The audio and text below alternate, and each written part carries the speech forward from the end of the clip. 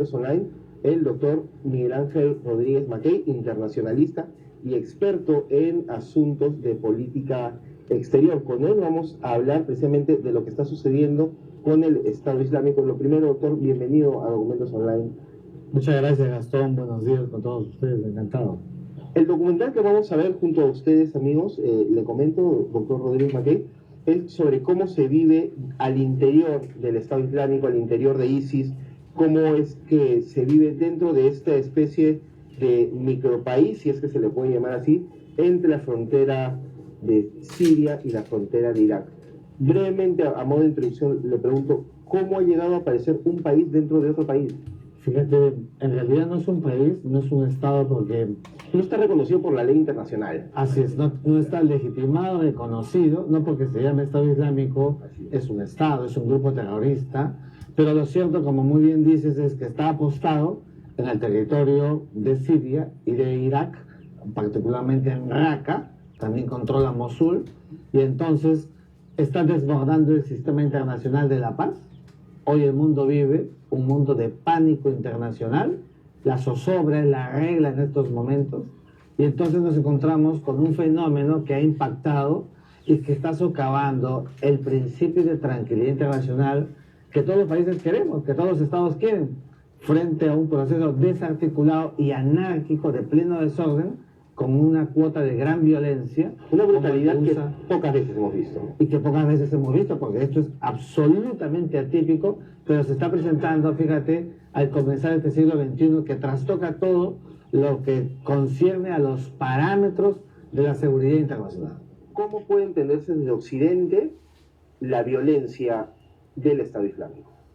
Como un reto y un acto de manifestación oprobiosa, ¿no es cierto?, de un mundo que ha tenido por más de 1000 años una manera disociada de entender lo que son las reglas de la paz.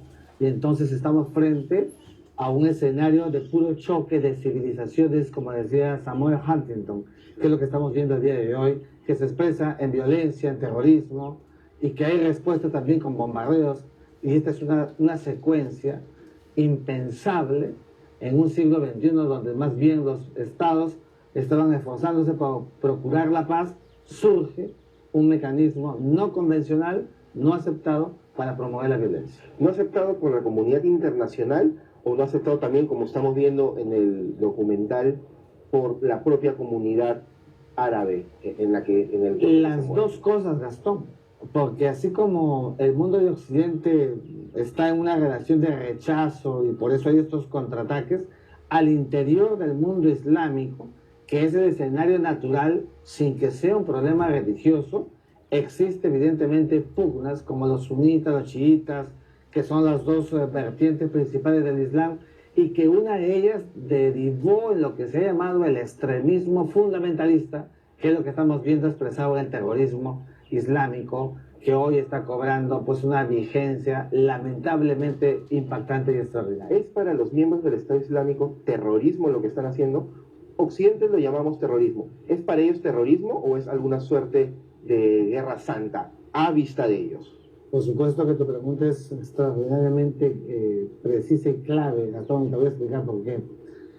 En la mentalidad y en el accionar de los yihadistas del Estado Islámico no existe la más mínima idea de que ellos crean que están cometiendo terror. Hay un fanatismo transversal que los hace creer y los hace pensar que lo que hacen está absolutamente justificado, y por eso es que vemos que hay suicidas que se autoeliminan buscando cumplir el objetivo de la inmolación para seguramente encontrar alguna suerte de vindicación, ¿no es cierto?, en lo que ellos llaman esta vida después del presente. Sí, y entonces, lamentablemente, el extremismo fundamentalista es una degeneración del Islam. Y no tiene que ver con la religión islámica, porque la religión fundada por Mahoma en el 622 es una religión de paz y de amor. Y el Corán también lo es, como libro sagrado. Lo que sucede es que, y ese es el gran problema del Islam, fíjate que no tiene el cristianismo. Mientras en el cristianismo y en el catolicismo hay una sola y única interpretación de la Biblia, en el Corán hay una libertad para poder entender e interpretar el Corán. Y entonces por eso es que hay interpretaciones normales que conocemos cuando uno va a una mezquita, o también estas interpretaciones tergiversadas y desnaturalizadas que trastocan toda la naturaleza de lo que es el verdadero sentido de la religión. Por eso es que le ponen una cuota. Esa cuota adicional es la violencia estructural con guerras, buscando obtener algún canal político, y por eso quieren formar un califato. Formar un califato no es el hecho mismo de poner una teocracia, como la puede tener Irán como Estado, sino aquí lo que están buscando es recrear, entonces, un control absoluto de un territorio donde puedan enfrentarse a Occidente de una manera horizontal, hackear el sistema internacional bajo el chantaje de obtener el petróleo que tienen, que lo venden en los espacios del mercado negro asiático, y cometer actos de terror para propagar, ¿no es cierto?, y sembrar el pánico internacional, que es lo que vienen haciendo en estos momentos. Yo le quería preguntar justamente en torno a la regeneración del califato, a la guerra con Occidente, ¿qué tanto ha cambiado la agenda de un grupo como el Estado Islámico, que hoy se llama Estado Islámico, desde los tiempos de Guy de Lusignac, Ricardo Corazón de León y Saladino? Fíjate, en realidad, si uno mira y compara los procesos cuando comienzan estos afanes proselitistas, después de la famosa batalla de Karbala del 680 después de Cristo, donde los sunitas y los chiitas inician un trabajo de adicción. Estamos hablando más de 8 siglos, donde iniciaron todo un proceso, ¿no es cierto?, de conquista, ¿no es cierto? El día de hoy lo que se está buscando es una reivindicación de ese califato que el Imperio Turco Otomano en el camino fue perdiendo, el control de la zona norte del África, la zona arábiga y la zona asiática. Y entonces este afán de formar un califato, pero más bien ahora con una cuota aventurera, delincuencial, que lo único que hace es crear este estado de zozobra donde no respetan ninguna regla internacional, por eso no son un estado. Dentro de la comunidad árabe, a raíz de todo lo que usted nos dice, ¿cómo se ve a los soldados, guerrilleros, terroristas del Estado Islámico? ¿Se les ve como unos cruzados, unos guerreros santos, o como asesinos abiertamente? Yo creo que son lo segundo, y te voy a explicar por qué. El Islam tiene 1.200 millones de personas, y el extremismo terrorista no llega ni al 1%. Entonces estamos hablando de un grupo focalizado, que es lo que está pasando en Raqqa, donde un puñado, o decimos 15.000 hombres, controlan a más de 400.000 personas. A punto de terror puro. A punto de puro terror. Entonces allí no existe ningún control estatal. Lo que pasa es que hay un imperio, como lo obtenía Sendero Luminoso en su momento. Cuando llegaba a un punto, intimidaba y controlaba y luego se iba. Aquí la comunidad internacional está buscando, ¿no es cierto?, contraatacar, contrarrestar, y seguramente cuando ello se produzca, el Estado Islámico tendrá que buscar, ¿no es cierto?, otros espacios donde pueda continuar con los actos de terror. Ahora, el degollamiento de prisioneros, quemar vivos a los rehenes, fusilar niños, estamos hablando de menores de 10 años, 12 años, ¿responde a algún interés particular? ¿Es una forma tradicional de ellos de hacer la guerra, o es simplemente pura propaganda de terror? Es eso. Lo que están buscando es establecer una diferencia sustantiva con todos los grupos y todas las manifestaciones extremistas que han habido. Una de ellas, de la que salieron, de la que emanaron, que es Al-Qaeda.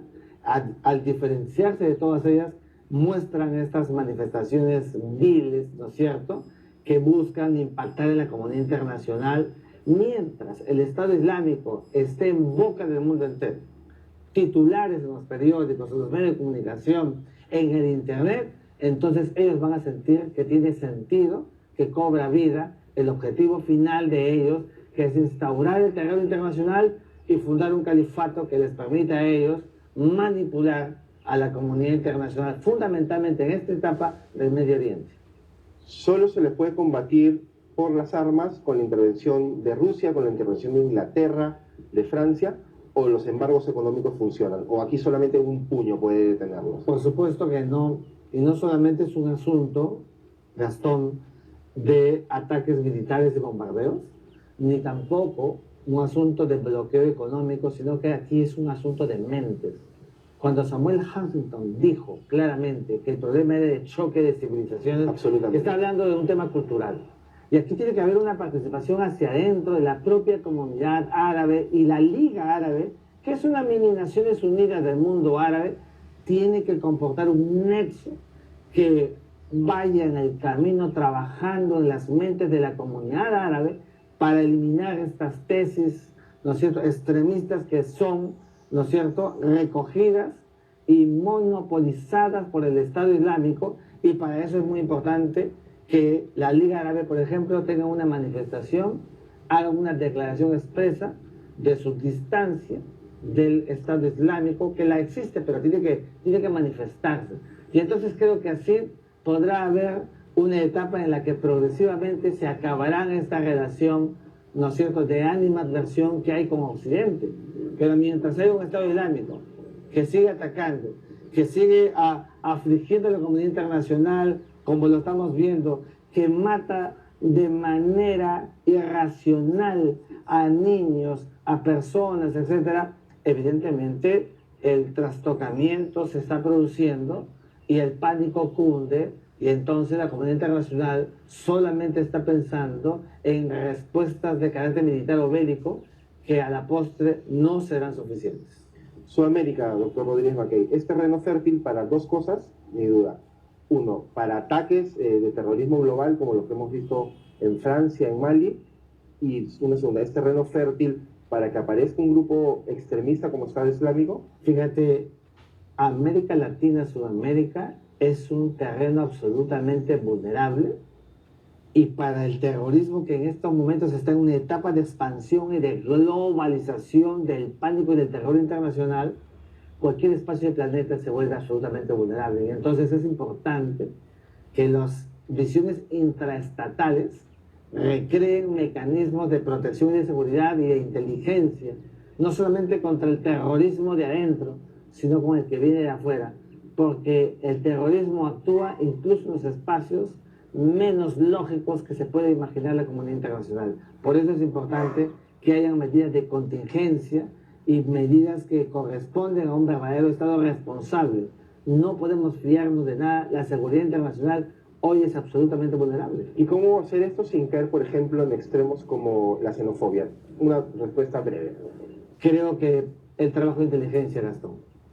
Si con trabajo de inteligencia determinamos quiénes entran y quiénes salen, entonces vamos a poder evitar esa xenofobia a la que te refieres. Es un peligro real, además, la xenofobia. Es un peligro real, y por eso el Estado está en la obligación de recrear un trabajo de inteligencia fino para este tipo de situaciones. Muy bien, doctor Rodríguez Mackay, muchísimas gracias.